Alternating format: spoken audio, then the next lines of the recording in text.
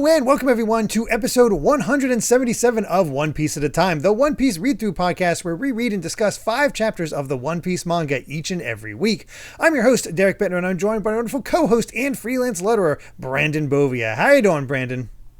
I'm doing pretty good. I'm, of course, Brandon Bovia, a freelance letterer extraordinaire. I'm working on all sorts of projects at the moment. I was about to say something. I don't think I could talk about it, but, things are slowing down. I'm still working on, I still work on Beyblade, all this, yada, yada, yada.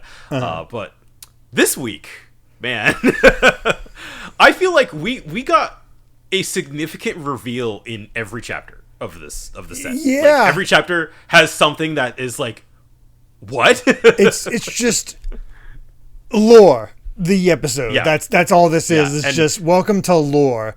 And not even just minor lore, like it feels like major lore every chapter. Yep. What in hell? It's funny because the things that I remembered most about Zoe going into this arc all happened during this set of 5. Well, I guess and the Sanji stuff, but like the lore revelations, I did think were a little more spread out initially. But given that we're almost done with this arc, there's only so much left. So it's like, yeah, okay, I guess it makes sense that all of the big boys, all the big stuff is really just like crammed in here. This is, and I feel like you and me, we love our One Piece lore. So like, I don't know, I was feasting this set. Oh, I was eating it hard. I mean, I was blown away by the revelation at the end of the first chapter of the set, and then I just kept reading. I'm like, oh hell. Yeah. Oh hell. Mm-hmm. Yeah.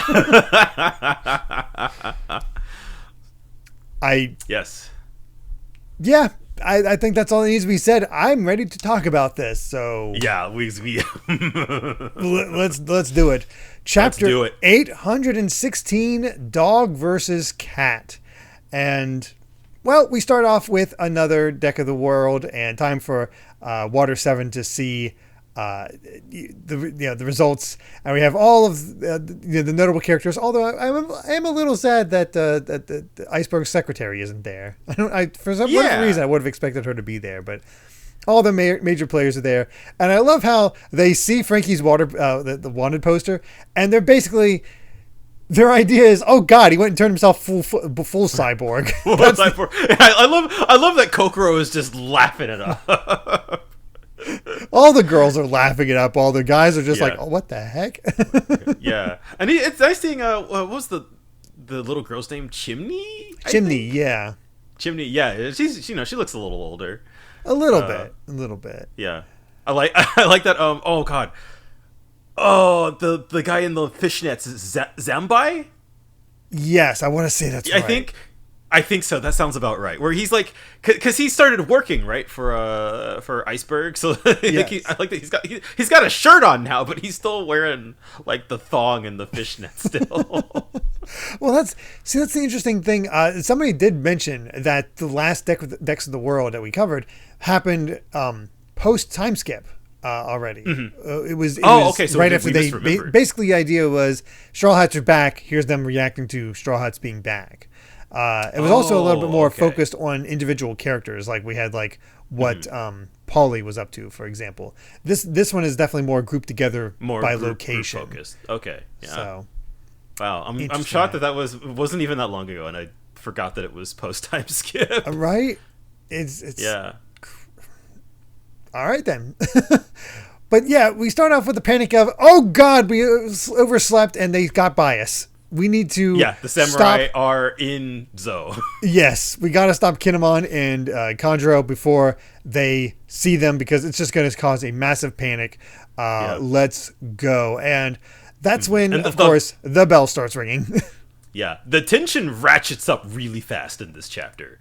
Oh yeah, we get to Ete or the monkey or whatever, saying the samurai are ape on us, samurai are among us. It's a emergency, like okay, yes. A plus puns there, like just beautiful. Absolutely A plus puns. Yep.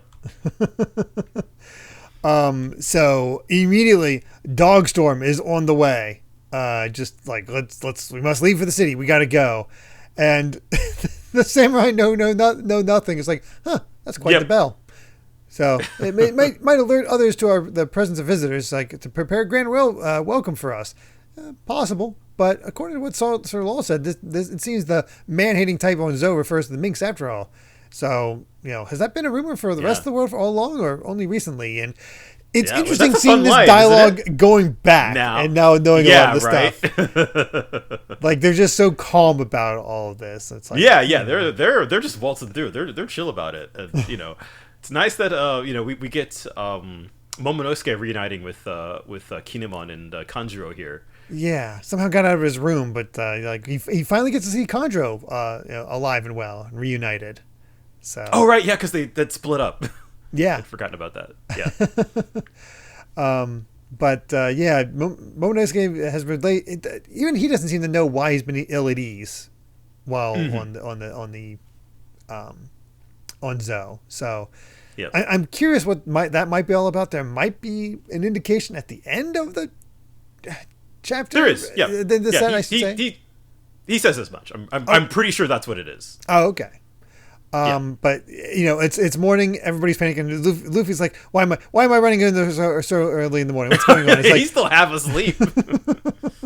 It's the country's in uproar because the samurai has arrived. He's like, "Oh, another feast." It's like, "No, there's a score to settle." And here comes Cat Viper as well. That's the thing that caught me off guard. Is like Cat Viper's on the move too. They are ready to head this off at the past. They want nothing to really happen this time around.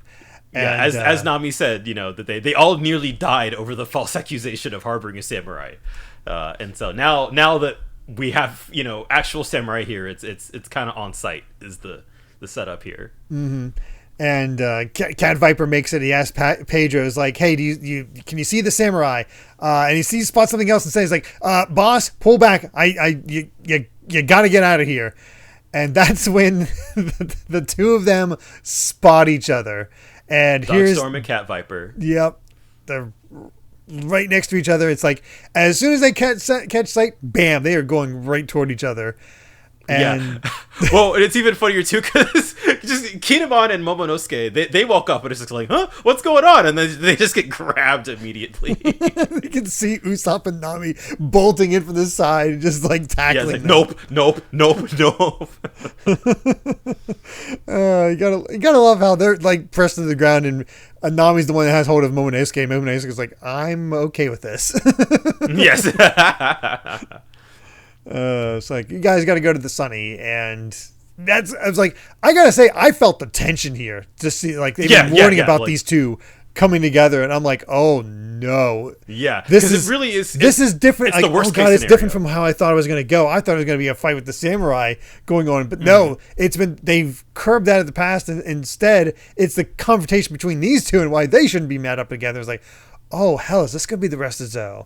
So that's right. It was constantly throwing me for a loop about what actually was going to happen next. And I think I had predictions about thinking that the whole situation with the samurai was going to be the rest of it.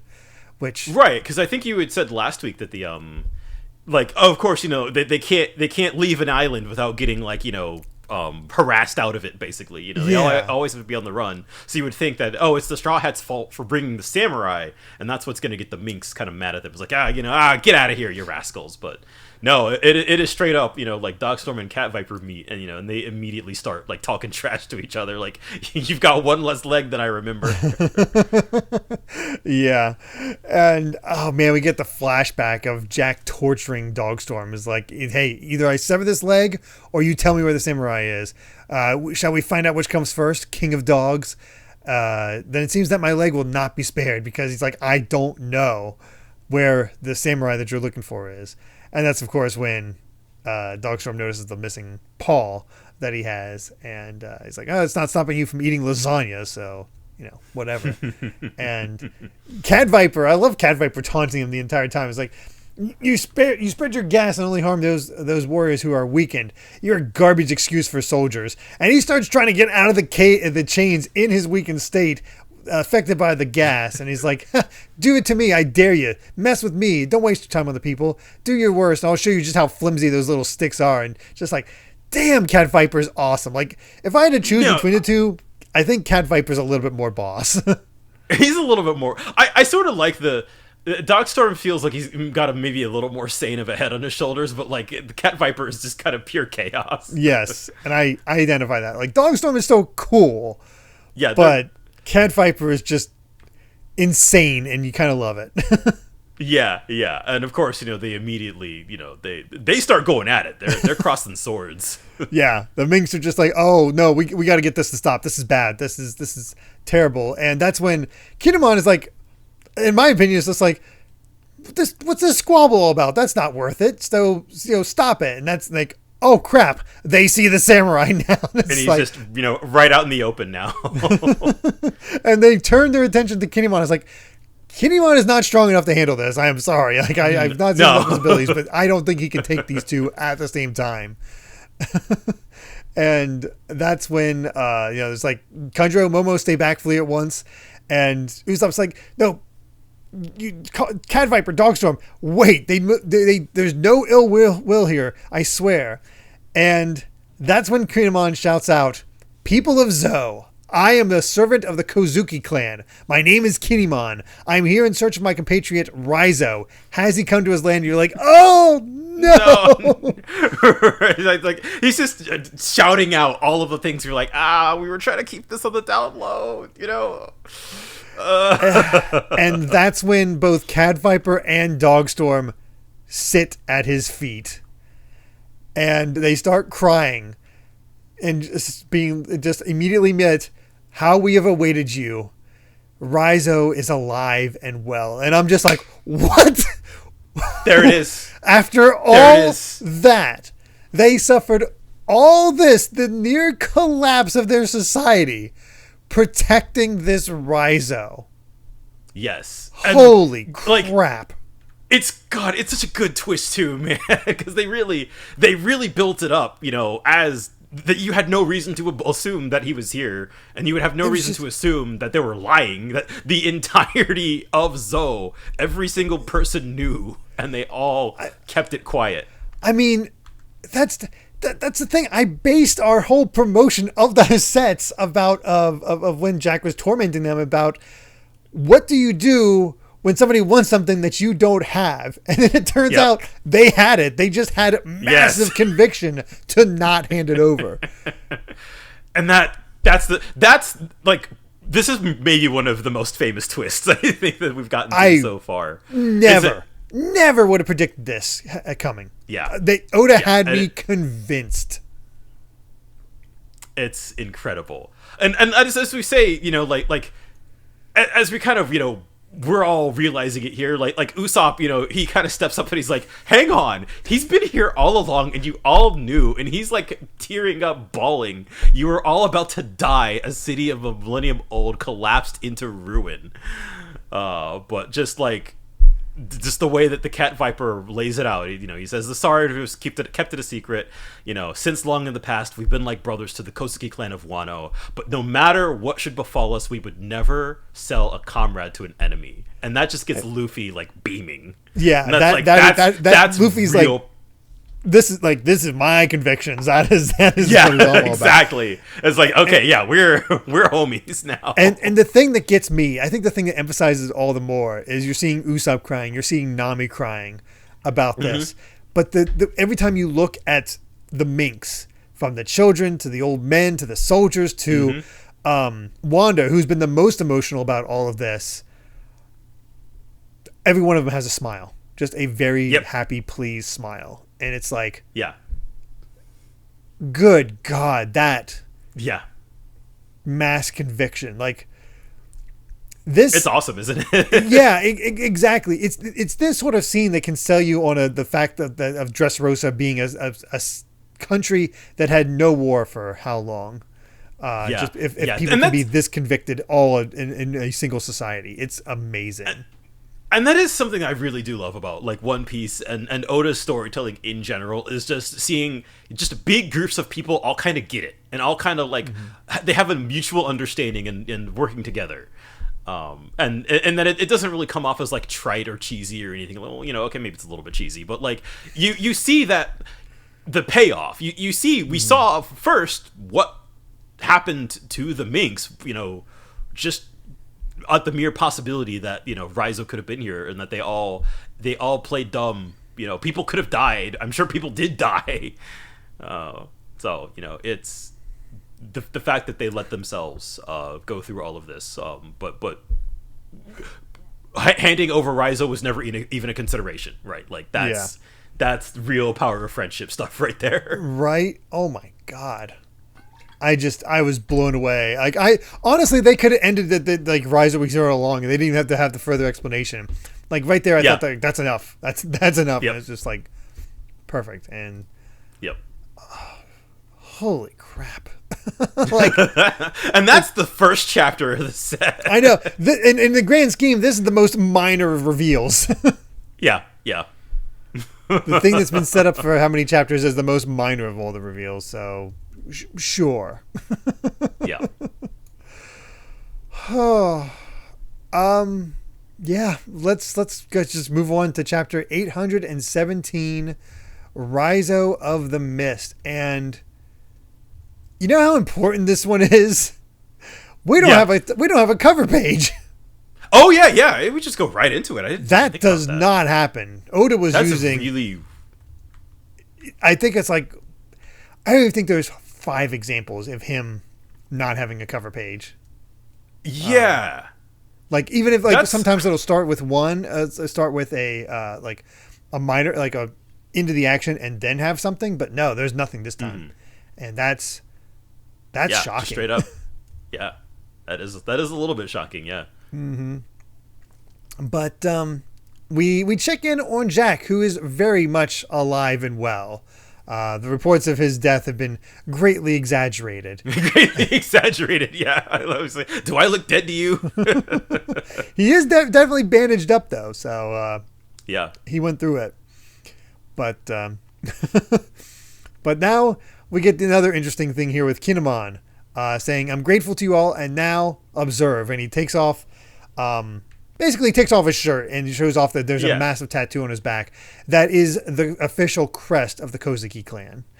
And does this crest does it bear any does it remind you of anything you may have seen in the past before? Nope, but you certainly you showed it to me before we went live, because you were like, "Hey, look at this." I'm like, "What the hell?" Because so this crest has never appeared in the manga proper. Yes. Before.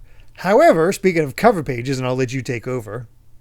Oh, yeah. So it is chapter 310. It is a color spread for the cover of chapter 310, which I think is that Davy backfight? I think that's roughly around there, because that would be around the end of yeah, that'd be around the end of Skypiea. So it'd be around probably around Davy back, yeah.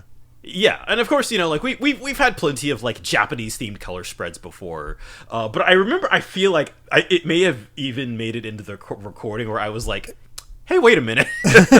I think you're right, because I recognize. So I recognize an aspect of this, because I think this is when our Wano talk started happening a bit more, because we started noticing the Japanese outfits, and we were teasing about how like it's coming in the night. I knew that Momonosuke turned into a pink dragon, so I'm like, I was aware of the pink dragon in that color spread, so I'm like, but you also pointed out there was something else, and I didn't know I had no idea what it was. And well, as you pointed out, the crest is there. It's not the exact same, but it's clearly the intent is there. Yes, it is the bird, the swan, the whatever bird that is there. It's just the accoutrements around it is different. Instead, the patterns around it are more devil fruit patterned. Yeah, and I don't think it had a sun on it initially either. No, there was no sun. Yeah. That's but yeah, Oda. And that's sort of, I feel like, the interesting thing. Last week was very much setting the seeds for Whole Cake, and this week is very much setting the seeds for Wano. But then you start to see just like how far in advance, I wouldn't say, of course, like, Oda had this all planned out from the beginning, but clearly there were symbols and the idea of like a pink dragon with the straw hats, it's a very specific kind of imagery and kind of iconography. So it's clear that he was toying with these ideas even as far back as pre-Water 7. Yeah, and Oda has said in the past that he has, like, One Piece was supposed to be shorter. He had the entire journey planned out of what they're going to. So Wano definitely was always part of it. It's just everything leading up to that just got expanded more and bigger more. And bigger and bigger and bigger. Yep. I hope one of the things we learn after One Piece is finished is what the original what got added. Yeah. What was the original draft going to be like? Of what was the key points that were always going to be there, and then what got expanded upon? I'd love to know that. I would love to know that too. There are things that I think that Oda probably knew all along, like obviously the nature of the One Piece treasure itself and the ending. I am sure is probably largely unchanged from his original plans. But there are other things too that like I can't wait to talk about those. There are things that may feel like retcons that are more like it feels like he's kind of pushing it a little bit, where it's like, how much did he know? But then you start to see the things you're like, okay, there was like a form of this here and there, so maybe it's just the way that it's introduced that feels kind of I don't want to say haphazard, but maybe like initially feels a little, yeah. So yeah, it definitely, like, I would love to, like, I hope if one day Oda releases like his notes or something, or like, here's what the roadmap used to look like, and here's where all the arcs, how things kind of expanded from there, because that obviously, keeping a story as complicated as One Piece straight for like 30 years. Things are going to change. It's a lot. Oh yeah, it's definitely going to change. So amazing in that regard. But yeah, they find out that they knew all along there was no need to worry about a clash with the Minks with these two, and even Cat Viper and Dogstorm have the same crest on their bodies. So it's a much deeper bond than they ever realized. And Kinemon's like, I'm actually kind of surprised you're both still alive. It's like, well, it was a close call, but we needed to wait here based on the pact of that day. So we knew we'd meet you again. And that's when they immediately start fighting. It's like, no, hey, yes, I was talking to Kinemon. I was like, oh yeah, well, I thought he'd be sick of talking to you. So let's do it. It's like, hey, stop fighting. Our visitor has finally arrived. Let's not do any of that. And that's when Momonosuke is like, hey, stop this fighting. You were such close friends before. Why would you fight to the death like that? And I forbid you to fight again. And it's interesting that they don't in that exact, like, well, let's get the next line of dialogue, especially if what happened to Father is the cause. If Father saw you acting like this, he would be very sad. And Momonosuke is in tears at this point.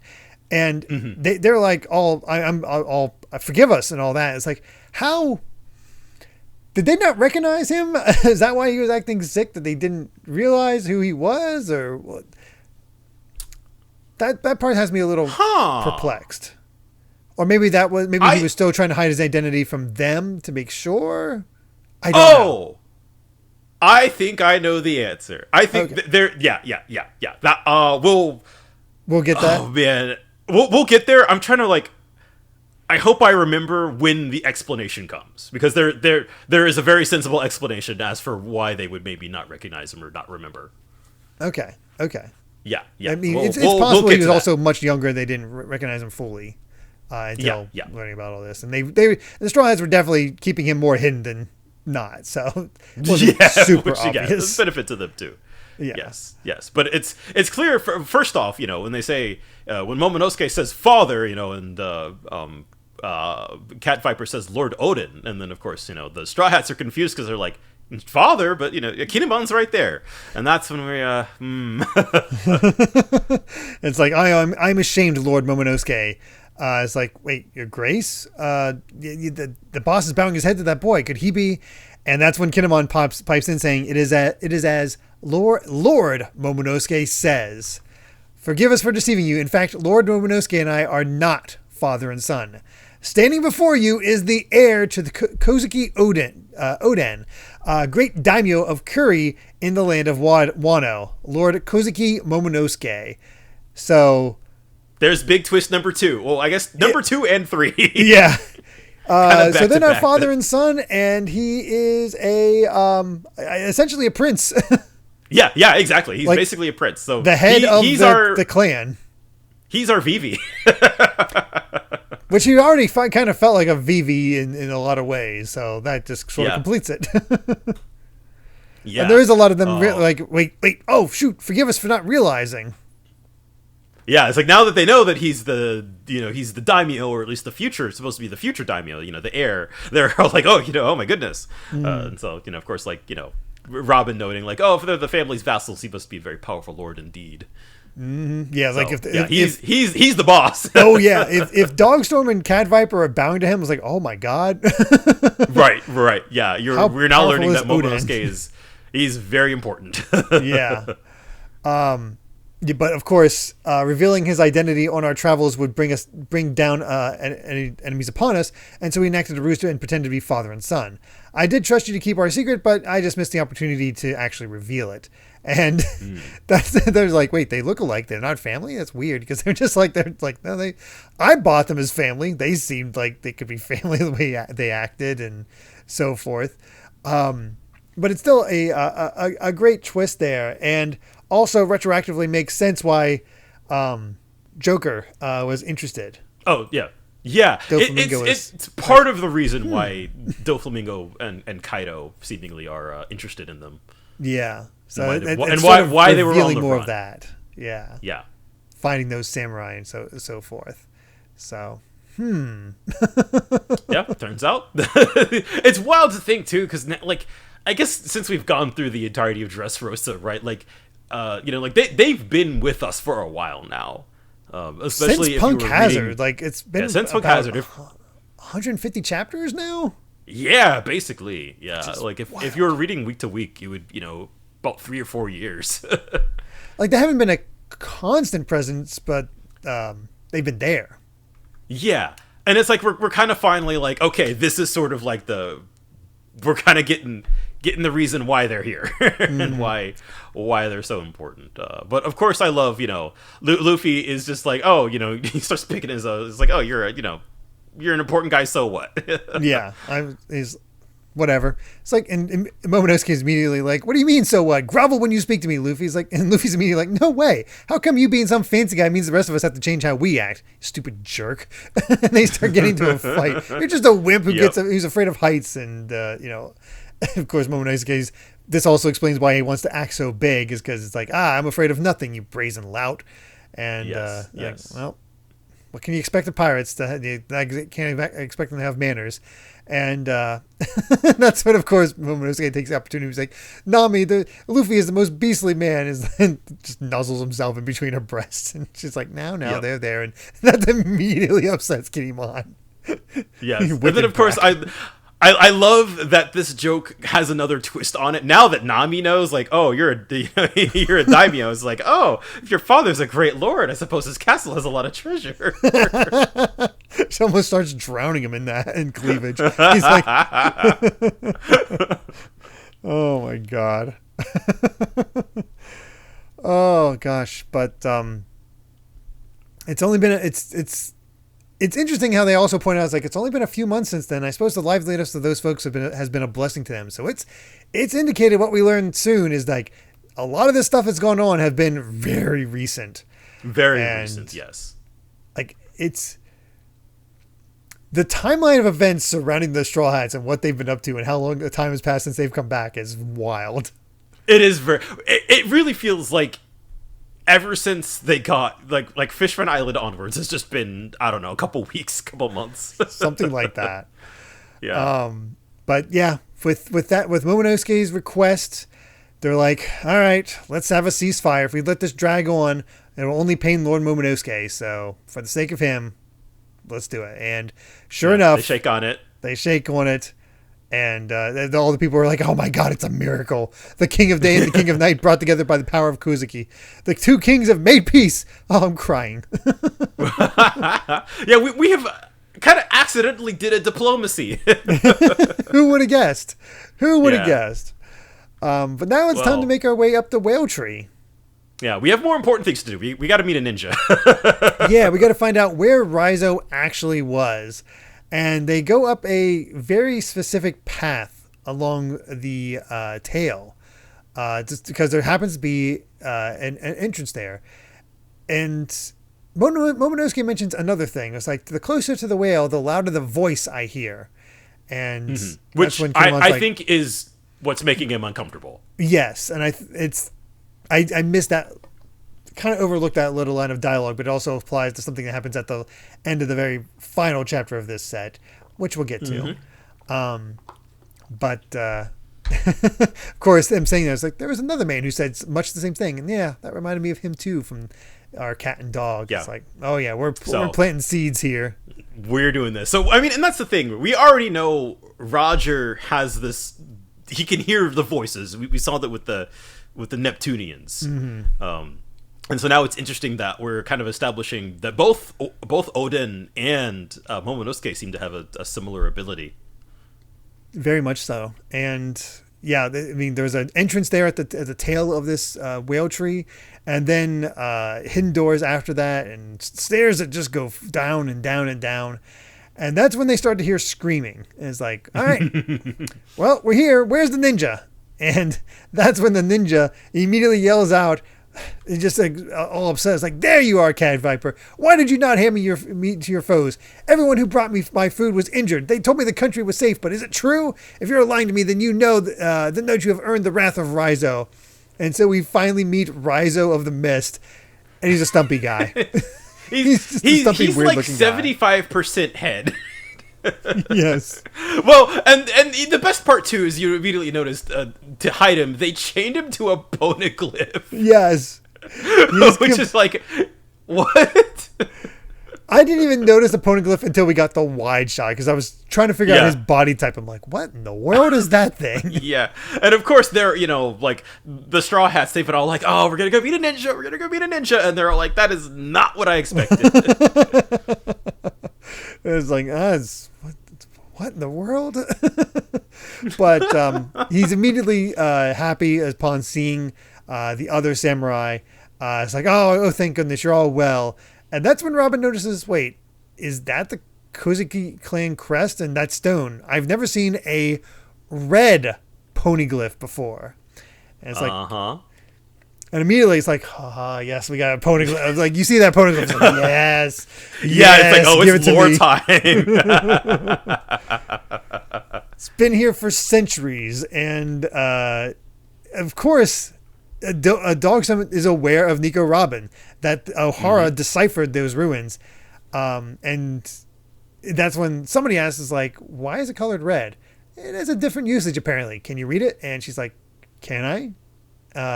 Yeah, course. which is all we get of it for this chapter, because we have some nonsense to go through first. We do have some nonsense, but still, the promise of her reading a poneglyph is always exciting. And Raizo yells at the Straw Hats, being like, "What is with you people? Why are you staring at me so intently?" It's like, "Are you really a ninja?" Is like, and Kanjo's like, "These are the Straw Hat Pirates," and they immediately start asking requests like, "Throw shuriken, stand under a waterfall, do some Ninpo arts, show us the earth element technique. No water, no fire." Yes, yeah, and he's so confused. Like, why would pirates want such a thing? And Frankie's like, "It ain't because we're pirates. Every man loves ninja."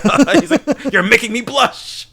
And this, I lost it at this show because they started sending out more requests. Have you ever gone out with a Konoichi, a female ninja? Train your skills by jumping over ever-growing bamboo stalks. And then we have just a little mumble from the background.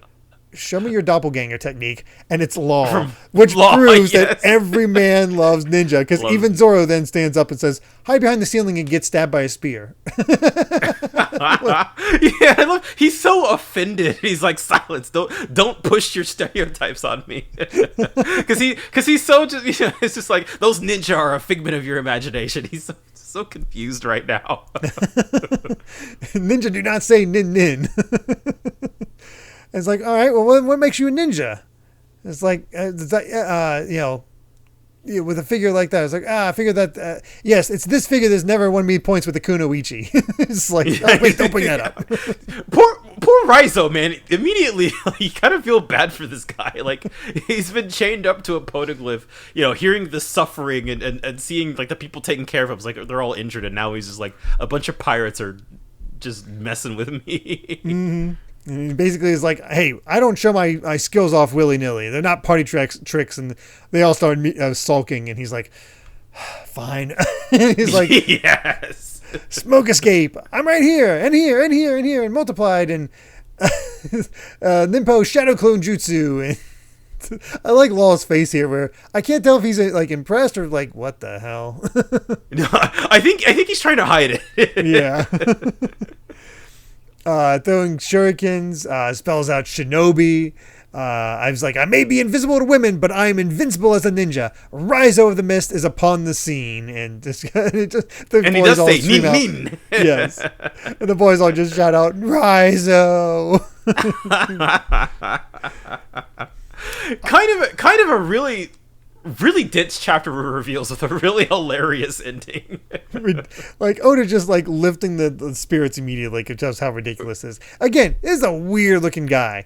Yeah, absolutely a weird looking guy, but expectations and all that. Right, but it's also just hilarious in how it's treated, and I can't help if Oda might be picking a little bit of fun at Naruto.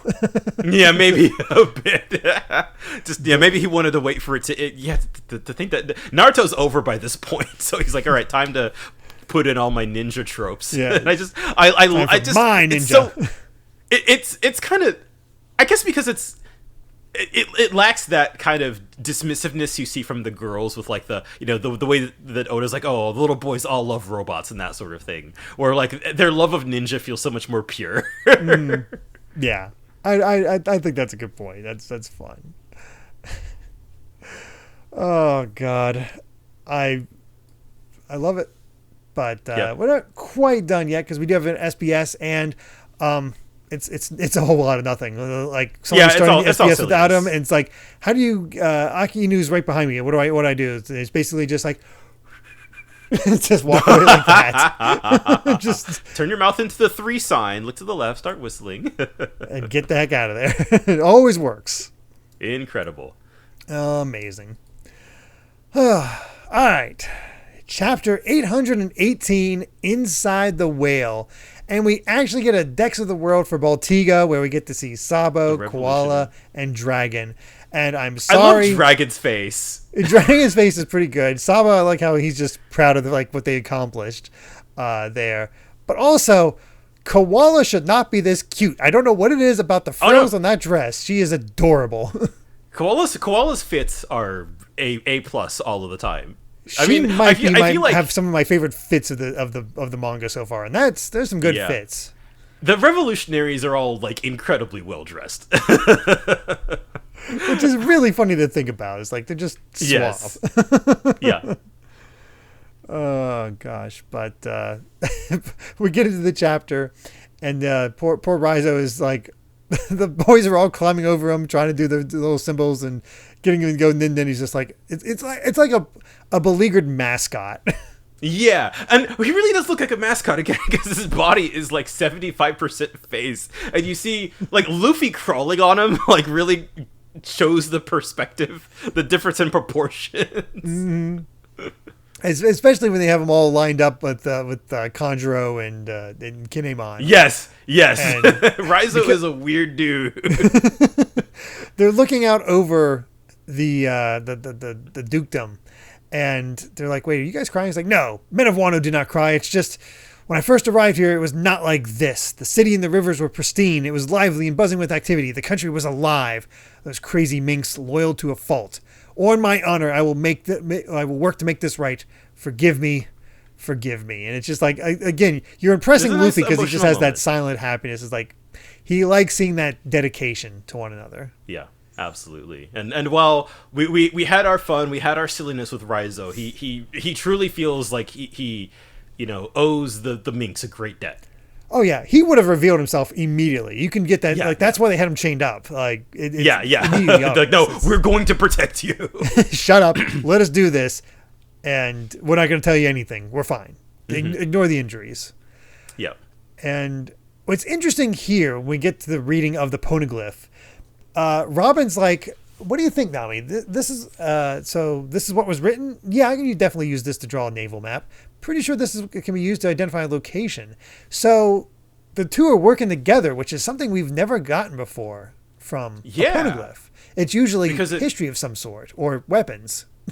Yeah, never a location is definitely new. And as Cat Viper puts it, this is why the whale forest is held to be sacred and why the guardians are necessary to protect it. That redstone is called a road poneglyph. It is meant to serve as a guide to the place the most powerful men of the sea seek, the end point of the Grand Line, meaning Raftel, the final island. And it's like, oh my god! So, out of everything, we were setting up Whole Cake. We're setting up Wano. I'm sorry, I'm banging on my table. We are technically also setting up the end of the series. This is our first actual indication of how you get there. And of course, Oh, sorry. No, go right in. Go ahead. It's just that the mention of Raftel just immediately, like, everybody perks up. Oh yeah, I remember you mentioning that. I don't know. I can't remember if it was on the podcast or off, but you mentioned at one point, kind of early on, maybe not super early on, but midway, around the 500s or so, something like that, that something was needed to reach Raftel, and that's sort of the guy. So to see that, like, this is what it is, just clicked with me, and I was like, oh, I'm in. I am all in. Yeah, and as they're of course they're all free. The Straw Hats are freaking out. They're all getting super excited, and Dogstorm's like, whoa, so you slow down. There's not one red poneglyph, but 4. Luffy's immediately like, there are 4 Raftels. And basically, the stone marks a point, but that point is not Raftel. Similarly, the other 3 redstones contain the coordinates of for other points, so when you know them all and connect the 4 points on a map, it will naturally appear in the middle of them. The location of the final island, which for centuries has only been reached by the King of the Pirates and his crew, Raftel. And that is so key because it's been a question on my mind for so long, especially with basically since Crocus. And they bring it up in the course of these chapters where all we were told is like, just sail to the end of the Grand Line. That's all you need to do. Make it to the end of the Grand Line and you'll find Raftel in the One Piece. And you're like, how has this not been done before? Can't be that easy. Right, like, exactly. Right. It's like, what is different here? What is it that dangerous? What is the thing? But to have it be essentially a treasure hunt. Exactly, it's a treasure hunt, and you have to find. We got to find the MacGuffins to make it to the end point. But it's also MacGuffins that only one person in the world can actually read. Yes. So it makes Robin even more important than she already is, for certain. Which again, I feel like also begs the question. How the heck did Roger do it? That is another really good point. And also, it's interesting that the Navy wanted to use her for the super weapons and not for reaching Raftel. Yeah, but that's maybe also because of the other portion of what we learn about these road poneglyphs. Well, Luffy's psyched right away. He's like, oh, it's finally time. The place where he might find or might not find the One Piece. All right, let's go searching. We're going to get Sanji back, and then we're going to go. Let's do this. And, it's like, well, if you head for the Whole Cake Island with Peckhams, then you're on the right track. Of the 4 road poneglyphs, there's only one in an unknown spot. One of them is here, and the other 2 are in the possession of pirates. The Emperors of the Sea, Big Mom, and Kaido, King of the Beasts. Yep. And that explains why we're not worrying about getting the red poneglyphs with Robin. Yeah. I feel like this is since you in particular already knew that, like, okay, we're gonna do Whole Cake and we're gonna do Wano, and we're kind of building up towards these stories kind of simultaneously. This is the, like, we now have 2 reasons to go to Whole Cake Island. I saw that. It's like, oh, that's so freaking clever. That's exactly. so freaking clever to tie it in so many ways, to bring these arcs so much more importance about what could happen, what it means for the future, and also why post Wano is being set up as we're towards the end of the series. Right, because that was on the road to the end. That was sort of the I had forgotten if we had talked about that when that happened, but like once Wano ended, it was like we're in the final saga. Yes, I think we have talked about that before, that and we're just like, how is, like, we don't know what's getting set up and whatnot, and now it's like, oh, once we find that 4th red poneglyph, it's on. That's it. Yeah, and I think what's interesting to me too is, like, who knows about this road poneglyph in the whale forest? Because I don't actually think Kaido and Big Mom know, because they both have a presence here, but like they didn't search for it. They didn't try to claim it. They weren't. Yeah, they were looking for Raizo, or Peckham's was here on other business. So the idea that they both have a road poneglyph and had no idea that another one was here, I think is super interesting, and that makes me think that, like, as we'll see in the next couple of chapters, like, Shanks might be the only other person who would know. Potentially. He's the only one I could think of who would have a reason to know. And it makes sense that if only it's only Dogstorm and the Cat Viper here, so it makes sense that Peckhams would know this to relay the message to Big Mom, and that's what I do.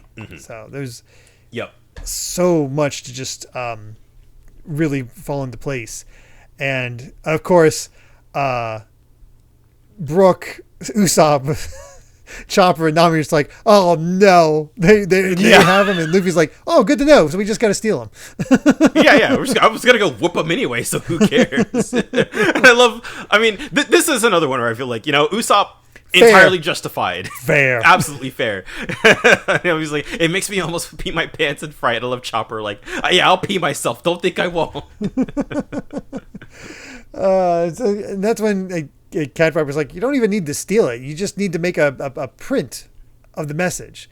And it's like, nobody really goes around lugging around these huge things. It's like, oh, right. Yeah. So just make a quick copy, and before anyone realizes it, slip off the raftel, and boom, you're Pirate King. And Luffy's immediately like, he's not happy. I need to beat somebody up. Yes, I need to maintain dominance. Yes. Who cares about being manly? And that's when Cat Viper is like, more importantly, I'm worried about your sake, Nico Robin. Anyone interested in the Void Sentries out there collecting prints of the poneglyphs, but none of them is able to decipher the meaning. But when the time comes that they want to know the truth, big players from all over the world will be after you. And so that's when I love this evolution, because it's something that she's been hunted all her life. We saw the whole thing that happened with Water 7 and Enos Lobby, and all she does is just have a big old smile going, I don't mind. After all, I've got very powerful friends who will protect me. Yes. And I love how they all get aw. Yeah. See, well, now that it's about protecting Robin, they're no longer freaking out. It's like, all right, I love Nami's just like, oh, I'll take their life and their money. I ought to pound anyone in my way, says Luffy, which he's done. Yes. All right. Yep. And that's when Robin asks, like, how do you know so much about the poneglyphs? It's like, that story starts long in the past when our Lord Kozuki Odin began to develop an interest in the stones. But that too is, well, do you mind if I tell him, dog? And that's when Dogstorm looks over at Momonosuke, is like, nah, I don't mind. No need to keep secrets. Tell him anything you wish. And that's when Luffy's immediately like, what do you mean you don't mind? Don't try acting all bossy. It's like, I can't help being bossy. I'm important. Yeah, see, now that it's revealed, he's just, he's always trying to act. I love that Luffy just cannot stand Momonosuke having power acting in any way big whatsoever. For no reason. I think that's to him is no reason. Yeah. Being the future daimyo is not important enough to him. Yeah, and I'd like to that, as we'll kind of see later, like there's actually like really important character stuff that comes with it too, but like that Luffy he's not impressed to say the least.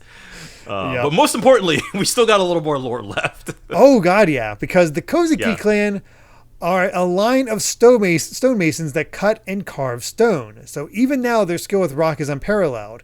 And in the past, 8 centuries in the past specifically, the Kozuki clan created the indestructible stone documents, the poneglyphs. Yeah.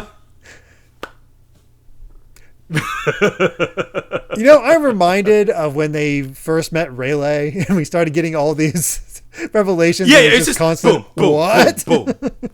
Yeah, one after the other. Yeah, and I this is something I thought too, because of the way that Robin reacts, where she says, the clan that created the poneglyphs scattered all over the world, makes me wonder how they got there. How were they spread?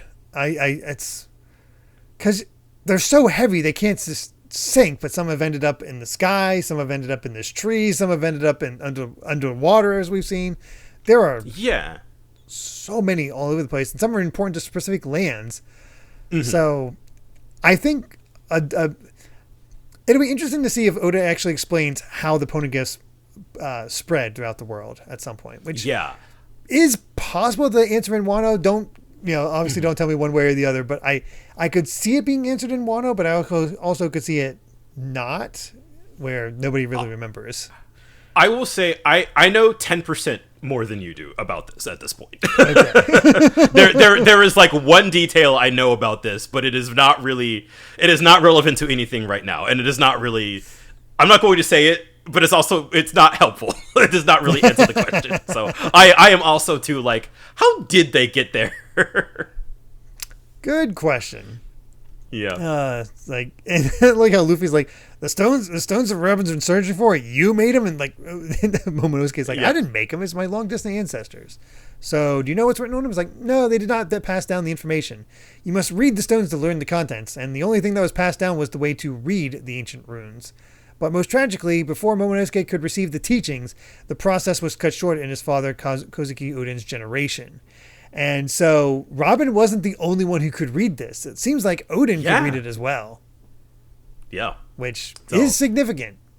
It is significant. And I feel like I don't want to jump ahead a little bit too much, but I feel like these revelations make a lot more sense when we kind of we get a little bit of a hint of what the state of Wano is right now. Mm-hmm. For sure. And that's when we get the revelation is like, oh, Momonosuke's father is, Lord Oden. And we get this little thing where everybody starts crying, and it's like, and we get this flashback text. It's like, I am Oden. I was born to boil, which reminds me of other things you mentioned of before we started this, how you mentioned that Oden is boiled meat and veggies. So yeah. He's named after a food dish, and so the born to boil line is a pun. But the other one is that you actually had another thing about that there is setup for Momonosuke not being related to Kinemon. Oh yeah, that's right. I was going to mention that earlier. This was way back in chapter 9, 694. Sorry, not 694. Yeah, 694. I skip my numbers mixed up. It is when Momonosuke and Kinemon are about to reunite. And he has a quick slip of the tongue where he's about to refer to Kinemon by his name instead of by father. As he kind of was like, he's like, father. So that was something that I did notice while we were covering those chapters, and I was like, I see what that is. I did not pick up on that one at all. Yeah, it's I love obvious in retrospect, but not so much when you're reading at the time. It makes those reveals fun. There's so many reveals. And Luffy's immediately like, hey, you don't have to explain if you don't want to, because all these guys are basically crying. And it's just yep. And they shout out, Lord Oden was put to death by the Shogun of Wano and the pirate Kaido. And at first, I mixed this up. Because when I first read this, I thought that Kaido was the Shogun of Wano. But he's not. But I don't think that's the case. They always say both at the same time. So Kaido is not the Shogun, but apparently he works with this Shogun. Yeah.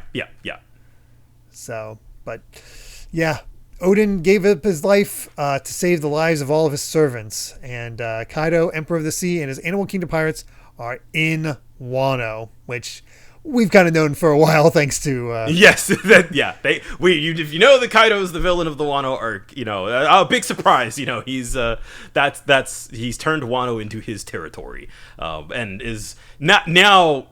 Again, knowing that we've had the samurai here, we've had Momonosuke here, and then we're gonna go to Wano at some point here, and now that we know that Kaido has a road poneglyph, so there's reason number 1, and now reason number 2 is this. Zoro says, you don't have to answer the question, but what did your boss do to get executed? Does it have something to do with you guys being captured and chased and stuff? And Kinemon's like, yes, as you suspect, his crime was grievous. Kaido is attempting to pry information out of us.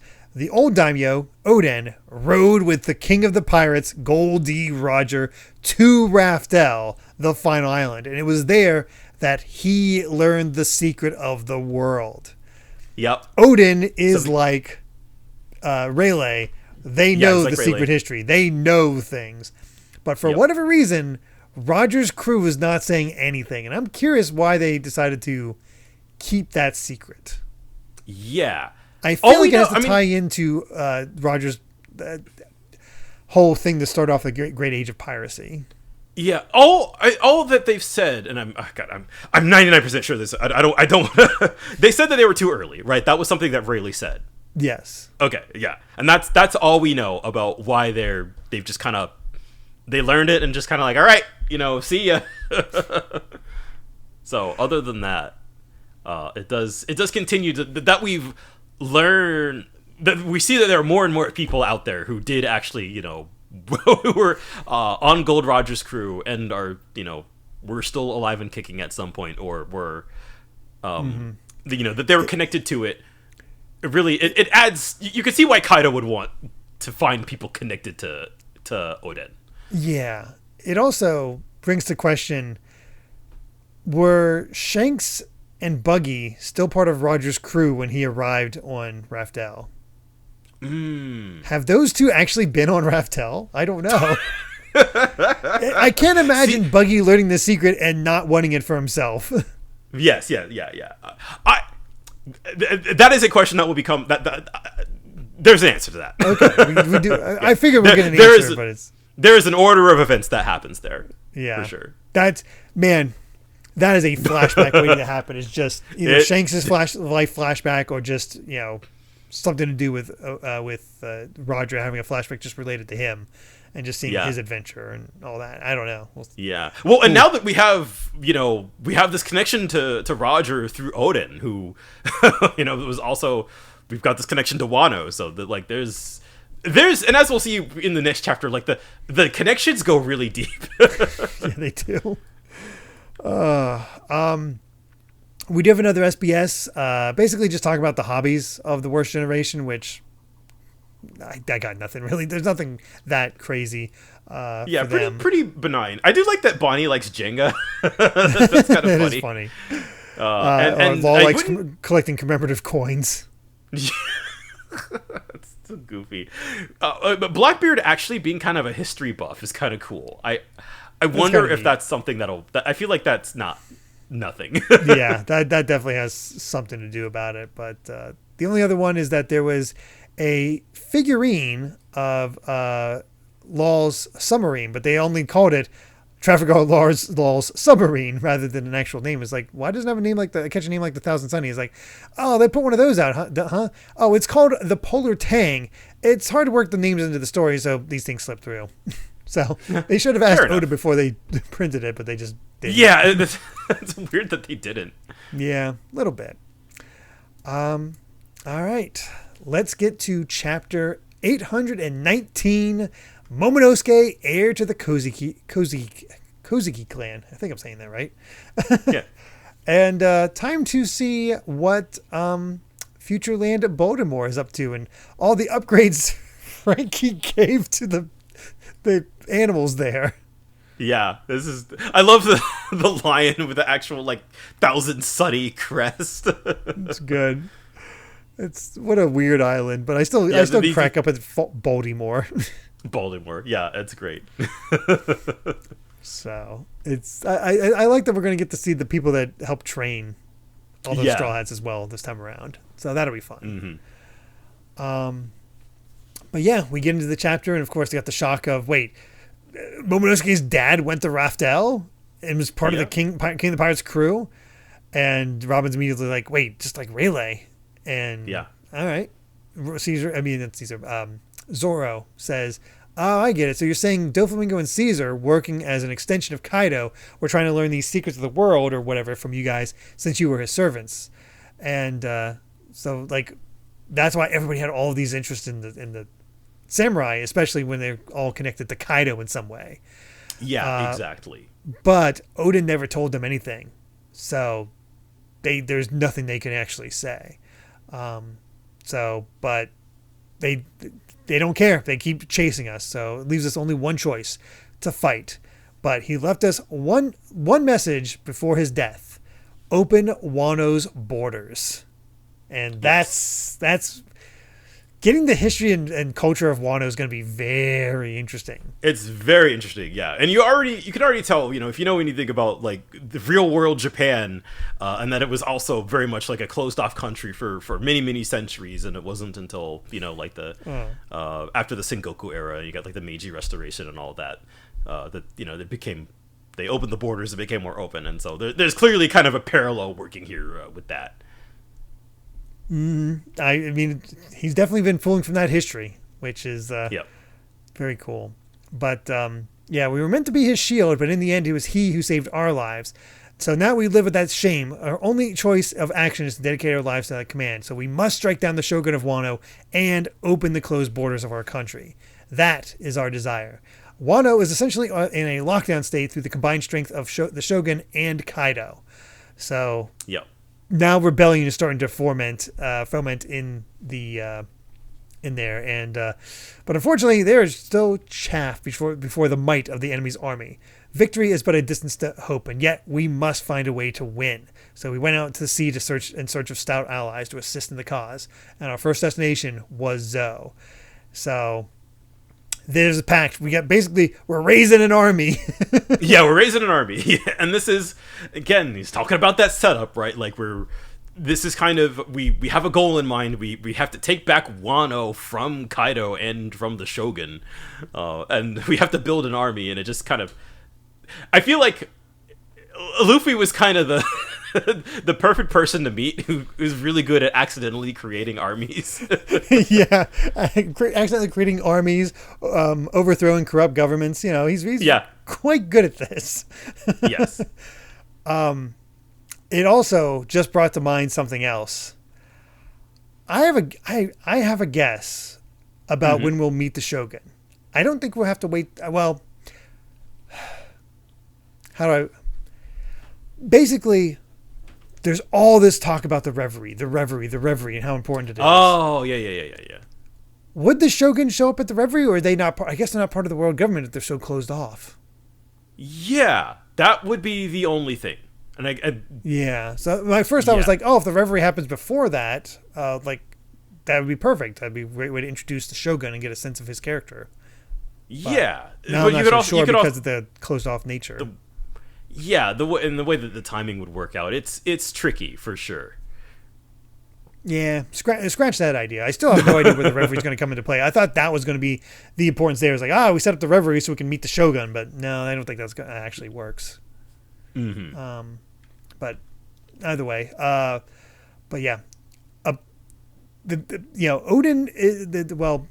Dogstorm and Cat Viper were the vassals of Odin. So the day Raizo arrived, all of our warriors were prepared for our inevitable fight. However, once the battle began, we ran into just a single troop of Kaidos, and it ended up in this state because of that. So again, they're strong, but it goes to show just how strong Kaido's group is. Yeah, and all that talk about, they fought dirty, but that's all. What could you do, basically? And it's like, well, okay, but they, Dogstorm again hinting that they have an ace up their sleeve, that they'll unleash the true power of the Minx next time. But my first thought is that has to do with the moon. Like they keep talking about the moon. That has to. They keep talking about it. Keeps coming up. Yeah, that has to be a thing. thing. And that's when Kinemon is like, I have a request of you, Sir Luffy, and of you, Sir Law. It pains me to beg favors after all you've done to save our lives, but your strength overwhelms me every time. If you're willing to accompany us in our struggle, then I ask for your help in the battle to strike down the Shogun of Wano and Kaido, Emperor of the Sea. And Luffy's stone-faced, and Usopp's all pumped up. Is like, ooh, that's a lot of power to have on our side, to have like the samurai and the minks, the good stuff. And Luffy answers after that saying, no. No, we're not going to do that.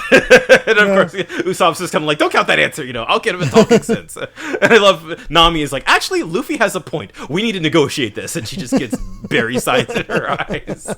It's time to get some cash out of this. So it's just like we did with Alabasta. Although I think she turned down the money from Alabasta in that case.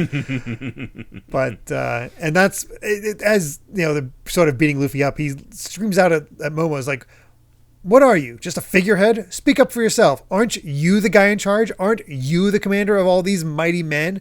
And you're just going to stand there and cry? And Nami immediately starts beating him. I was like, hey, stop getting mad at an 8-year-old. And Brooke's like, hey, he's an heir. He doesn't need to be in charge until he comes of age. Let the adults around him offer guidance.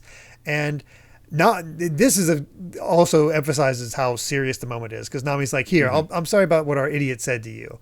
And it's like, she's getting ready to give him another hug where he could nestle. And instead, he wipes his tears, walks past her, and hears words from his father. Gaze out upon it. That is the world, Momonosuke. We are surrounded, and you can see just a little bit of flashbacks. Flashback of we're surrounded, light the fires. His mother is indicated to be killed. There's escape route, gotta flee. He's like, the tears are building up all the trauma he's gone through, and just Kaido saying, your father is a fool of a lord. And that's when Momonosuke screams out, I want to defeat Kaido.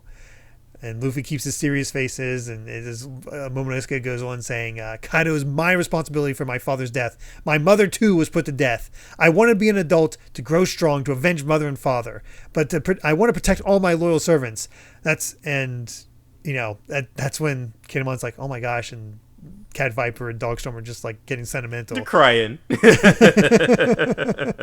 it's like, but I am too small. I cannot do it. So I want you to help me fight. And he gets down and is prepared to beg on his hands and knees, saying, see for yourself. I am begging for, and Luffy stops him from completely lowering his head. It's like, nope, I get it. Let's team up. It's an alliance. And he holds out his hand to shake. I was like, I'll take down Kaido. And this moment's really cute where Momonosuke, like, he puts his head back up and he grabs Luffy's hand and just starts bowing with it. I'm unworthy. I am unworthy.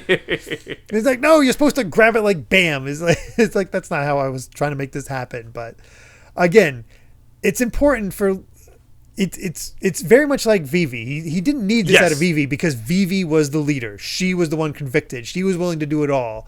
And he needs to see that conviction out of Momonosuke. So, yeah, and that's the source of like, that's how Luffy's able to, like, he sees right through or at least originally in that moment he was seeing right through Momonosuke, and he was like, you might call yourself the leader, but I don't buy it. And so you can't have this false bravado that you've been putting on where I don't cry and all that stuff. It's like, no, I need, like, what do you want? Yeah. And I mean, we got another declaration. I will take down Kaido. So there it is. Huge in and of itself.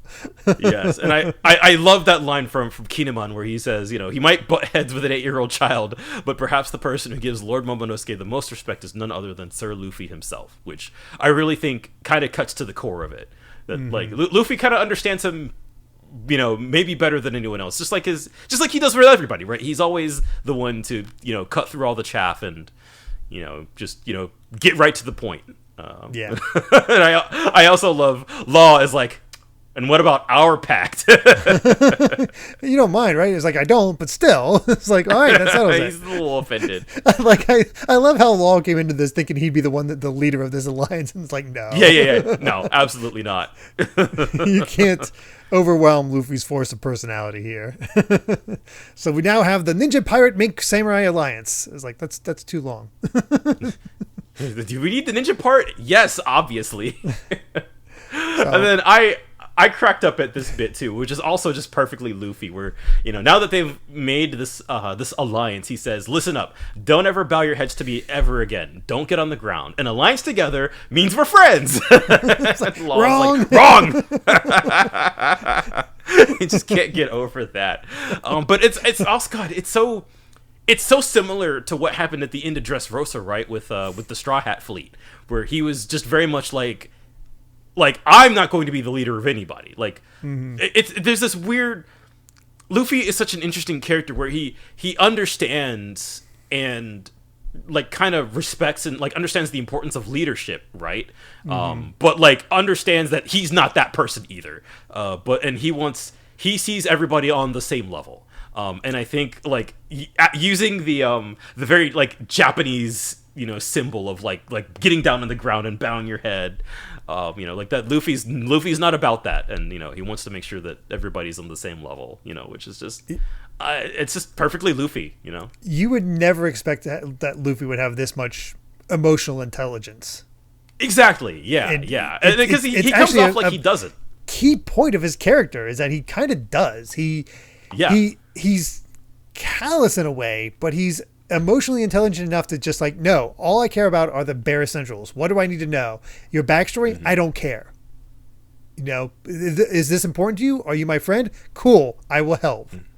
And I saw this on Twitter, I think, the other day. I had kind of forgotten about this scene, but it's on speaking of Luffy's emotional intelligence. But like, there's that scene back in Skypiea where like Conus is giving the tour to everybody, and Luffy is immediately like, "You've been shaking ever since we've been here," and I was like, man, that is such a cool moment where somebody who's so unbothered and uncaring about most people's, and like he doesn't care until he cares a lot.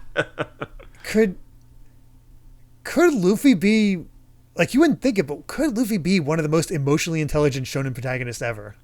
I think so, and I think that's what I love him. That's what makes him such an interesting character, because you have that dichotomy between the very kind of cliched, like like loves to fight, loves to eat, just wants to hang out with his friends and all of that. But like, there's this very consistent emotional core to Luffy as a character that it is, and there's something about it that is, it's on a higher level than just like, oh, I can do anything with the power of my friends, and that right. Sort of, like that's sort of the basis for it. But I always love the consistent ways in which Oda is able to show this through how he sees other people. Yeah, it's definitely a step up further than what it is. It's just, I don't know. It's hard to quantify, but it's also it's striking in that way. But yeah, he does. That being said, he does have conditions out there in the alliance. They're like, wait, shouldn't that have been mentioned beforehand? It's like, no, we're missing one of our members. And it's like, oh, right, Sanji's situation. And that's when Dogstorm learns, it's like, yeah, that Sanji's with Big Mom. So I'm going to bring him back, so hold off on fighting until then. The good news is that Sanji's real tough. Having him on board is like having the strength of 1,000. So it's like, oh, that's good to hear. So, but are you sure about this? This is Big Mom, one of the 4 emperors. It's like, yeah, I'll be fine. I'm not going to fight her. I'm also taking Line Viper, and like how Zoro has a butt in being like, if that's the case, I'm worth 2,000. Nami's just patting him on the head. Sure you are. And Dogstorm's just like, Lion Viper, who the heck? Yeah. But Wanda and the rest of the Minks are just in good spirits. It's like, it's a day of miracles. Like, my gosh, the Dogstorm and Boss Cat Viper were once the closest of friends, and on the day they finally returned from that long journey close to death, they were already locked in struggle. Such animosity that even the shared glance caused a fight to the death. What could have happened between them? So, and Karen even says, like, I wasn't even born yet, so I have no idea what the heck happened. And Wanda was just, and Pedro were just children. So something happened here, but it's time for clearly feast. This sort of conflict between Dogstorm and Cat Viper has been going on for quite a long time. I'm reminded of the Giants. Yeah. Maybe not that long. Yeah, not that long. Not that long. But it's time for a feast of reconciliation for the 2 kings. So we can finally go to sleep and wake up whenever we like. Oh, thank God. That's such a cursed line. Oh, God. But then we have an issue. Jack is back with visual confirmation of Zoe. And he has, she's like, Sheep's Head, I did not expect you to return to me, with the words, Raizo was not there. And, he's beaten up. Oh, yeah, he's not looking good. It's like, the MiGs are very hard people. What if some escape the gas and then nurse their fellows back to health? And that's when what's her name? It's like, I don't remember. We can't tell Master Jack that we were driven out by someone. So that's when Jack's like, if you have him on the ropes, finish him off for good. Mercy only breeds annoying vengeance. So that's when another guy's like, hey, they're weakened, so we can invade, wipe them out. It's like, nah, we're not invading them. We're killing the elephant. Like, oh, God. Well, that shows where, Jack was kind of taken care of, but he's still relevant. Yeah, that's the interesting thing here. Is like, I honestly thought we were going to go through an arc without a villain to take care of. And nope, we got Jack here. In the midst of all of our lore, we have a little bit of a hook. Yeah, for how things are going to wrap up. I know there's not much left of Zoe, so I'm like, how is this taken care of? Because here's the thing. I can't imagine Luffy taking out Jack in the same way he did as Bellamy. Oh, yeah. I don't think it's going to be a situation like that where he just one-shots him. Something else is going to happen here, and I don't know what it is. Yeah, I think with somebody with a bounty of 1 billion, I do think it is a little bit of a tricky situation where, like, you can't introduce this guy and just have him like but knowing that we only have but so much time left, it's like, how are things, like maybe he'll get, he could get called back to Wano for whatever reason. There could be any number of things. The thing that kind of stood out to me actually is that, like, I kind of really like that Jack's crew is willing to lie by omission. They're like, we cannot tell him the truth, which I think says a lot about how he runs things. Let alone actually, torturing Sheep's Head. Right. Huh. Wow. Just, I saw somebody say that they really do feel like Jack is a step down after Doflamingo, which, yeah, he's not complex at all, but there's something about the raw power being threatened here. Yeah, that he's the right villain for this moment, I think. Yeah, Zoe would just end up being way longer if we had tried for a more complex villain at this point. Yeah, and I really like that it is both the, like, we are getting so much lore, and that it is also kind of telling a story almost in reverse, right? Like, we're kind of getting fed bits and pieces of a mystery. Like, it has so many other things. Like, it has so many other things going on that I'm like, I don't care that, like, Jack is like the 12th most important thing about this arc. Yeah, exactly. He's a means to an end. Although what his end will be does have me intrigued. That's for sure. Yeah. We do have an SBS once again, and once somebody was like looking at how Cat Viper did his meows while he was eating lasagna, and there's like, is he actually singing Beethoven's Ninth? Meow meow meow meow. Like, that's how it's supposed to be. I think that's the fifth, isn't it? Oh, is it? I don't know. I think it's isn't it? Meow meow meow meow meow. I'm tone deaf, so I got nothing for that one. But I do like the other one where it's like, man, there certainly are a lot of old men in One Piece. Is it a consequence of the story setting that there are so many old characters, or do you just have a bad case of gotta draw old men or I'll die-itis? And that's when Oda's like, no, I love old dudes. I think that both men and women grow deeper and more interesting as they age. They're very often fascinating figures. However, reality means that you also grow physically weaker as you age. I've always had a deep disgust for young people who insult and disrespect their elders for this inevitable fact of life. So one of the fantasies that I depict in One Piece is a world in which old dudes, old ladies, grams, and pop-pops are still kicking butt and taking names. You'll be one of the old like them one day too. So wouldn't it be cool to be this tough? And all I can say is hell yeah, Oda, because I do. Yeah, no, that it really is kind of a weirdly unique aspect for One Piece as a shonen manga that, like, and there's like, one joke I'll never aside get for the new for the younger generation, but they're also generation. like they're not like decrepit. They're not irrelevant. Yeah, exactly. Well, they might be a little bit decrepit, but they're. Oh, I one of my favorite ongoing jokes is still just like the like an old character will do some kind of like ridiculous feat, and he's like, I'm getting old. I know, yeah, it's so good. like a Rayleigh holding off Kizaru, like that. He's just kind of like, man, and I'm like, but how were you? Or even Whitebeard. I saw a YouTube comment today where it was like, Whitebeard learning that Whitebeard did everything that he did in Marineford at like 20% HP. Yeah, exactly. I was like, oh my god. Oh no. What kind of monsters were they? Yeah. But we also get some ages for a lot of these characters because Rayleigh 78, Roger would be 77 at this point. Garp is 78, Sengoku is 79, and Otsuru is 76. God. Interesting that Roger is essentially, I think he was essentially 50 when he passed. 55 maybe around there. Yeah, because it's been 22 with the time skip. 22 years now, yeah. Yeah. So, which is wild to young. think about. Well, shockingly young when he died, but also like the fact that he was that old when he became the king of the pirates. Right. And Luffy's attempting to do it at age 19. 19, basically. Yeah. Good God. All right.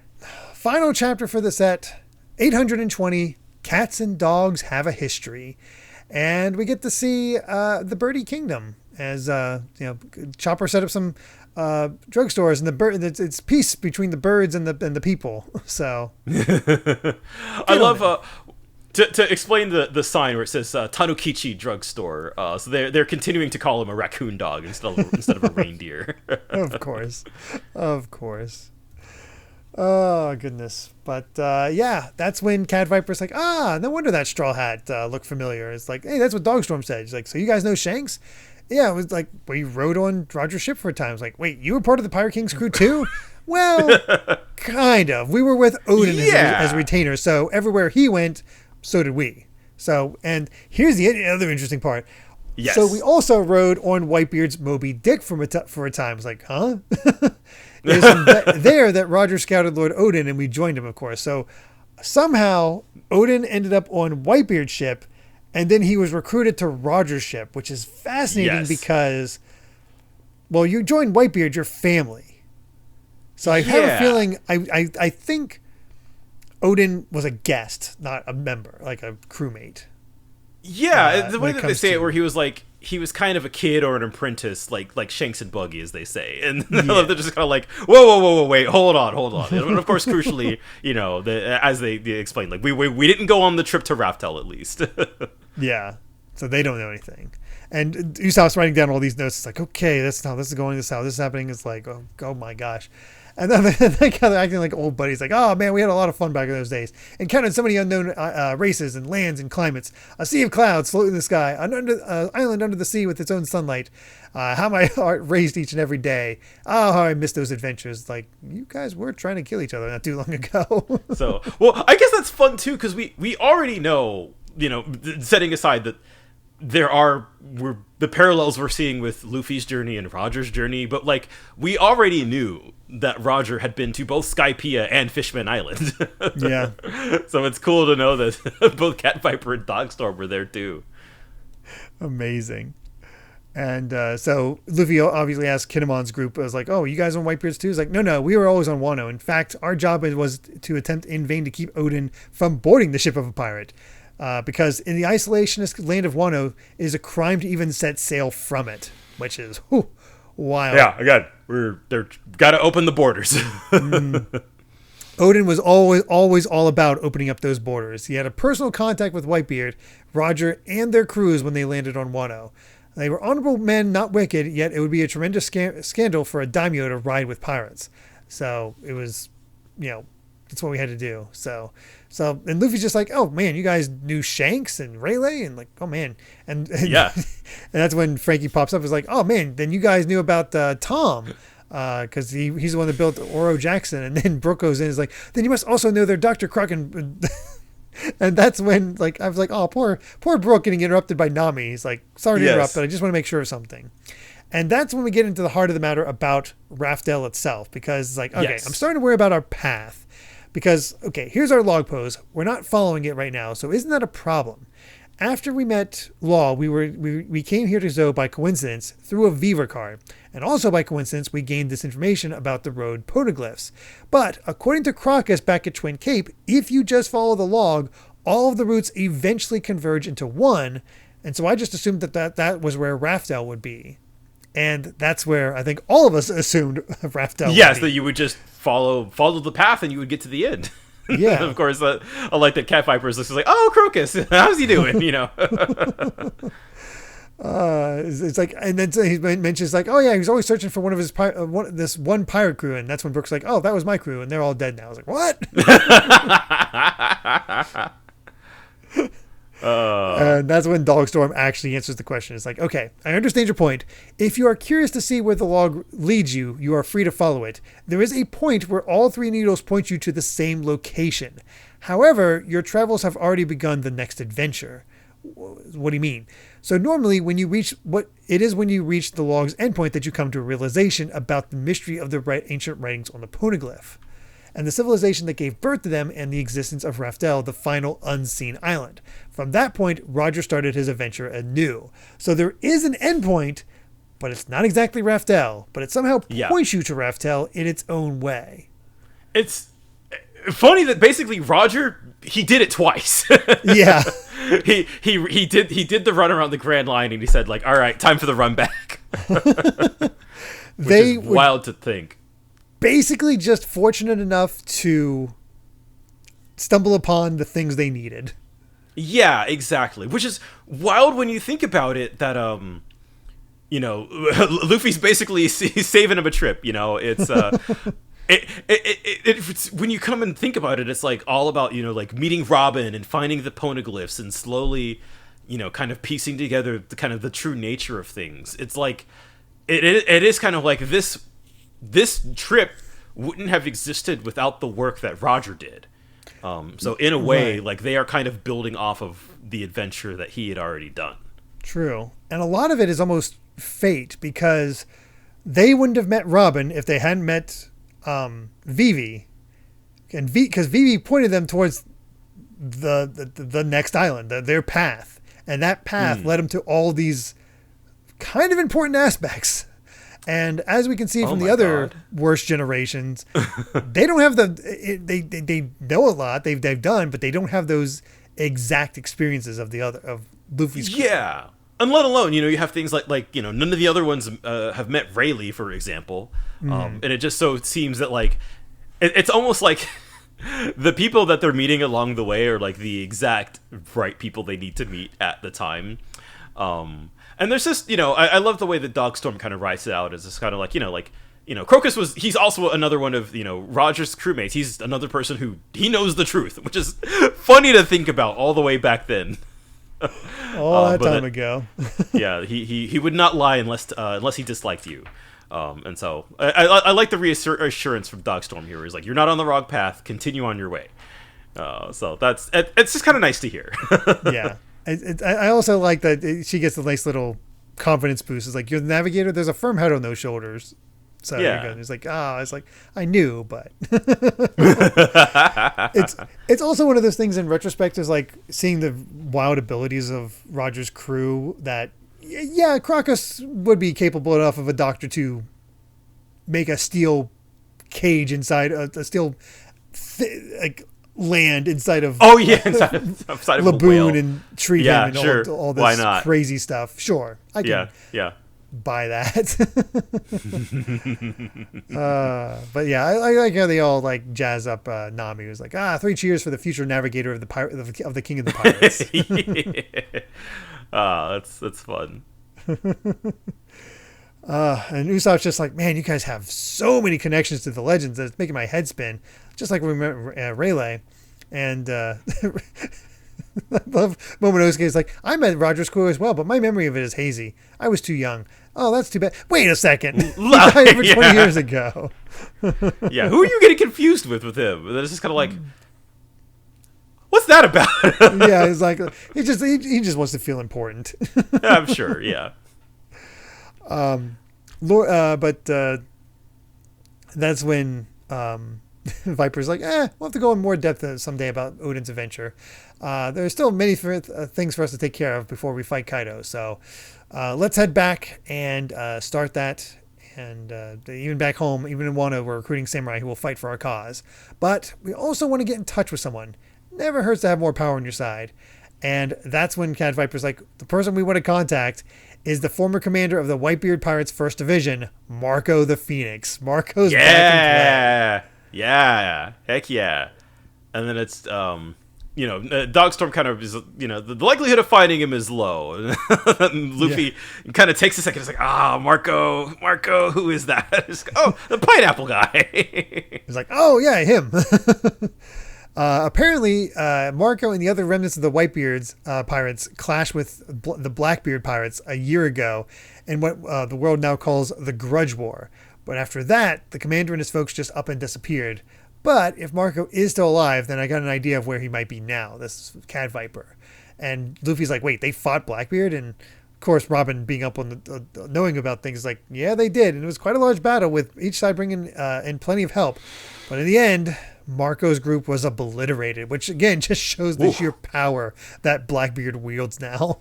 Yes, yeah. I like that, of course, we're only just hearing a little whiffs of it, but, like, it's the kind of thing that you would expect that there would be kind of, like, these skirmishes and, again, this grudge battle that, like, just because the Whitebeard pirates, like, I like that Oda has this explanation that, because the Whitebeard pirates were so huge that, like, of course, just because Whitebeard himself died, like, that doesn't mean that they were just like, all right, pack it up, boys, we're done.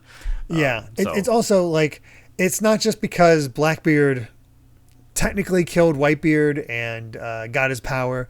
That's not what made him one of the emperors. No, it was the fact that he defeated the remnants of Whitebeard's crew as well. That's a huge deal.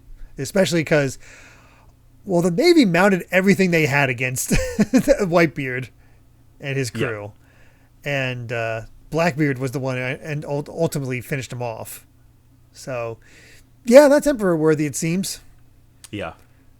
I also like we talked about this a whole bunch during Marineford. I like that Luffy goes out of his way to like I blacked out during the Paramount War, but like I found out later that the Whitebeard pirates helped save my life. And it was the one thing I loved so much about Marineford is that every time Luffy receives help, he's like, I have to make sure I go and thank that person. And that like even now, just reflecting on the events of that, like Luffy that is still kind of like at the front of his mind that like, if you helped me, like I have to make sure that, he makes sure that he gives his thanks. Pays it back, yeah. Yeah. But yeah, Luffy's like, okay, well we have to agree on a place to meet up again after we split. And Kinemon's like, okay, we're gonna find more compatriots in Wano and fine tune our plans. And Zoro's like, okay, is it safe for you to return? Is the Shogun after you? He's like, yes, but I'm worried for my companions. And that's when Law points out, hey, come with me. You can take the submarine. All you need to do is find a place to hide on the island. And that's when, Cat Viper says, I'm going to go look for Marco. We'll meet up in Wano. Let's make a Viva card from Kinemon. And they're just going to meet up with Kinemon to see where he's at. And that's when the rest of the minks come up. It's time to stop talking about lore because it's... we have a heartfelt reunite. Yeah. All the other people were here. So I was like, hey, Raizo, you're welcome back. You're well. Sorry for tying you up, but let's have a feast. To Raizo's well-being and the reconciliation of our kings and the safe reunion of the Kozuki clan. And that's when Raizo's like curse each and every one of you, Ninpo, I love you, Jutsu, and just does this whole thing.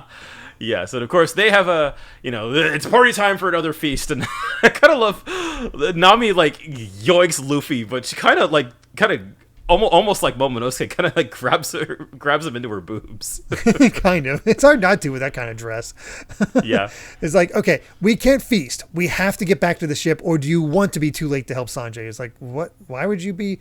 And she's like, I'm going with you. I feel responsible. Besides, how do you expect to cross the New World Sea without a guiding hand? And that's when Chopper's like, I'm going too. Peckham's is gravely injured. He needs a doctor. And then Don Brooke chips in. Is like, plus, who's going to play you music when you're feeling down? And he's like, It's like, Nami's like, no, that won't be necessary. He's like, no, hey, don't leave me out of things. I was there when Sanji was dragged away too, remember? And I love this. It's like, yes, I figured this was going to be the case, but I'm glad that the ones who didn't get to take part in Dressrosa get whole cake. Yes, And yeah, very much so. Honestly, this is a brilliant opportunity for Brooke. I think Brooke is the one who can benefit the most from this whole thing. Yeah, I think just in general, and well, because it's like having the half of the Straw Hats we took on Dressrosa was interesting because it was kind of the powerhouses, and then unfortunately Robin kind of got the short end of the stick. But now we're going into Emperor territory minus Sanji, and so now we have Luffy and kind of no offense to Nami and Chopper and Brooke, but they are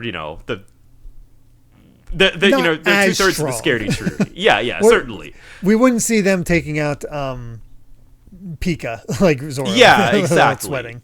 But they are kind of the Straw Hats that I feel like do get pushed to the side a little bit, so that they are part of the core group going into Whole Cake is yes, let's do this. They also kind of make sense for a more stealth mission, and if anybody's able to control Luffy, it's Nami. Yeah, as we're seeing. Yeah. And if we're doing a stealth mission, yes, you need Nami for that. Yeah. This is now that we kind of have our Whole Cake team kind of planned out, I feel like this, I don't know, I feel like we're bringing the right characters, and it being a Sanji rescue mission, who is also, quite frankly, maybe the character who needed the most character development right now. Yeah. So, as we were kind of talking about the potential of Whole Cake is seeming like it is going to be a more personal story, at least with the Straw Hats, and with, kind of saving Sanji is kind of the core crux of the mission. I do as we're kind of setting up things here, Robin's if you come across any poneglyphs, bring me your rubbing, please. And he's like, what is he, an errand boy? And it's that she's immediately going to look for Kaido's poneglyph over in Wano. So that's what she's all about. And I like this little bit of character development for Kinemon, where I wish I could join you because I have my own debt for Sanji. That connection from all the way back in Punk That's also Hazard. True. Yeah, all the way back in Punk Hazard. But as we're planning for this separation, and they got their plan set and ready to move on, the Zoe is starting to rock, and Zanasha's trumpeting. Something's happening. This has never happened before. And we know basically Jack's doing something. What he's doing, hard to say. But more intriguing, Luffy hears a voice, and that's how we end. And it's interesting that I don't know where the voice is coming from. My gut says Zunesha, but the fact that Momonosuke was hearing a voice more so from when they were climbing the trees, or something. It's the sense I get. Luffy hears a voice. I'm assuming that's the same thing happening to Momonosuke. Yeah. But I'm intrigued. I don't think this is definitely. There's not going to be as many lore drops next time. That's for sure. I feel like we got through most of them now. Yeah. It's time to take care of Jack, and however long that might take. I don't think for long though. Yeah. And the crazy part is that I don't think we're going to be in Whole Cake Island proper next week, but we're going to be on the way, I'm pretty sure. Mm-hmm. Is kind of the vibe I'm getting. So theoretically, it really depends on how long this fight with Jack will take. That is the real unknown there for me. Yeah, it's man, it's wild to think that we just finished Dressrosa and now that we're here at the tail end of another arc. Oh man, I'm so curious. This is great stuff, man. This is we're just being in new territory with you for this stuff has been so fun. I love it. I just love seeing what comes up next. I love that they just trying to predict. I love how stuff I know I heard through the grapevine over time just gets contextualized, and how it actually is so much more than I would have even imagined. It's fun. It's just fun. Yeah, it's fun. It is fun. It's fun to kind of pick apart, and again, you have certain expectations based on the things you hear from the grapevine, and it is again now at this point that with Zoe, we have basically 2 reasons to go to Whole Cake and 2 reasons to go to Wano. One of them is the Poneglyph, and one of them is we got to get Sanji back, and we have to mount another revolution. As the Straw Hats are. Kaido was always on the list to take out according to law. So yeah, it's funny how it all kind of gets wrapped together, right? Then I feel like once we do start talking about Wano proper, it is kind of interesting how, again, like, the seeds for that have been sown all the way back in Punk Hazard. Punk Hazard was really like Oda not only thinking about building towards Dressrosa, but also building towards Wano, which we are still not even close to. and all the times we mentioned leading up to this point, of all the times Kaido was mentioned, how Kaido is such a big thing. Yeah. So yeah. Like, it really... It feels like the end of Wano is coming to a head, and I'm curious to see what kind of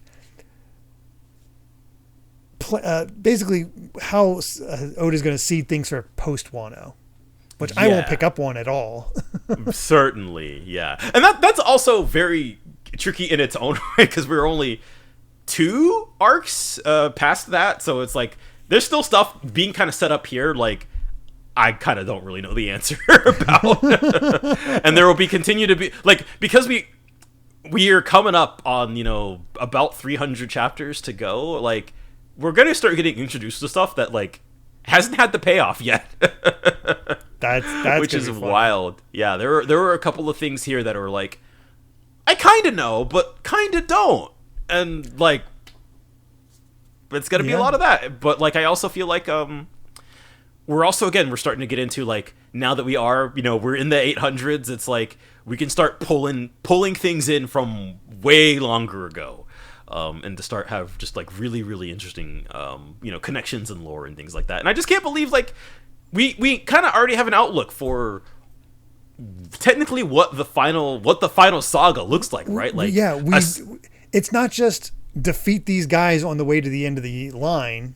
Yeah, it's defeat these guys to get their treasure in order to find the last bit. But also we got the first piece. Now we need 3 more, and that's we, assuming everything goes according to plan throughout, the what will be a very complicated conflicts with 2 emperors of the sea. But if you get their road poneglyphs, you would be 3/4 of the way to finding the One Piece, which is, like, actually insane. Yeah, that is like we are in the end game.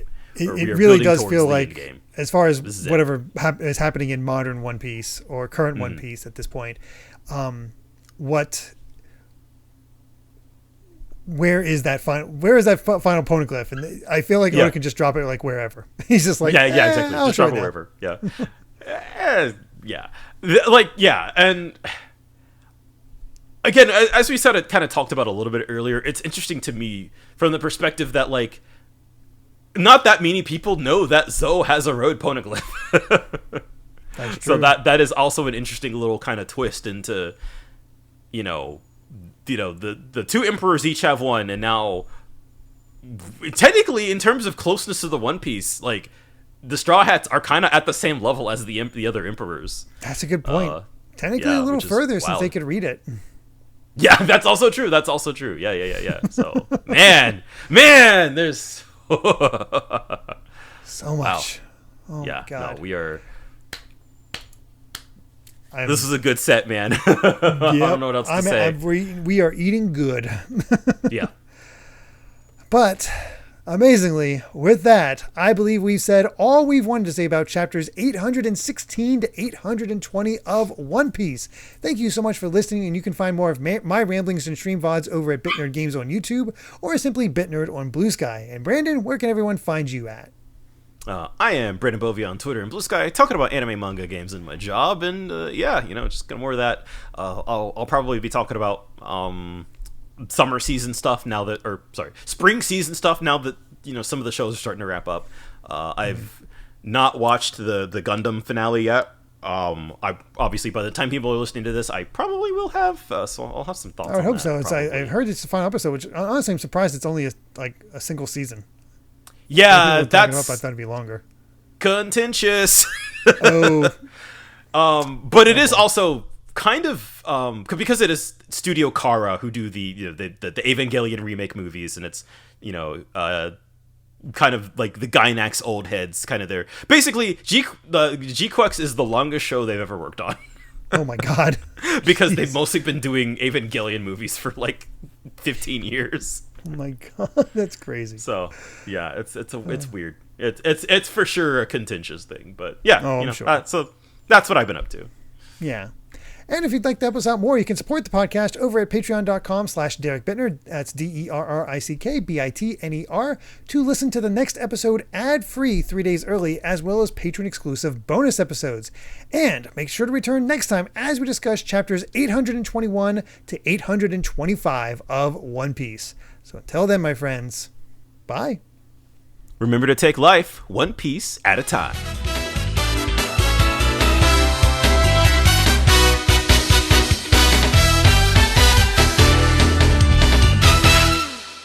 Hey, ever go out with a kunoichi, a lady ninja? Show us your jump training! Leap over some bamboo shoots!